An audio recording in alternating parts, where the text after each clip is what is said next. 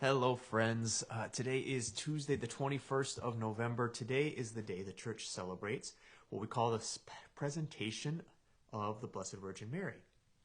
And so there is a custom, and for us as well, a belief that when Mary was around maybe 3 years old, she was presented in the temple. Now, this isn't something that's in Scripture, so you won't find it there, but it would have been customary for girls to be presented kind of like a presentation to the Lord, as like, this is her. And so the reason we celebrate that is that this is Mary who conceived without sin, and Mary who is totally dedicated to the Lord from the time of her infancy.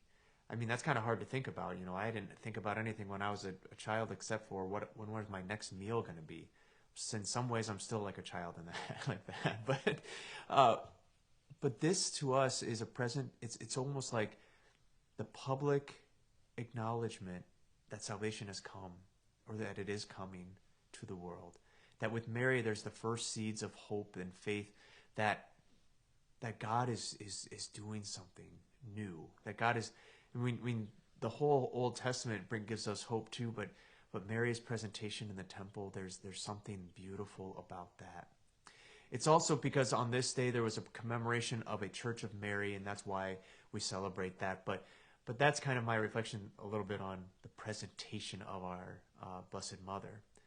You know, in the gospel today, it's when Jesus goes to Jericho and he sees Zacchaeus up in the tree, and he tells him to come down. And if you know, Zacchaeus is a tax collector. He's one of the chief tax collector, and so that's not good. No one likes him, none of the Jews at least, because he's definitely cheated them. He's definitely taken their money, and he's a traitor to his own race in a sense.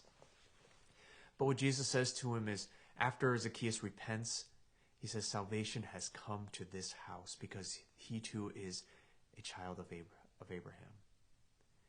And that's a similar feeling or similar thing that we could say about Mary's presentation. Salvation has come to this house. It is coming. That with her, the first seeds of our hope are truly planted, and that there is great hope. And in Jesus now, we have a sure hope for salvation for each of us. So we give thanks today for the gift of our Blessed Mother, and that she is there for us, and that she always leads us to the heart of Jesus. And today, let's ask the Lord to make us more tender-hearted, more patient, more loving, more kind, like our Blessed Mother, and like Jesus, so that we might truly gain that prize or that hope that we have for salvation.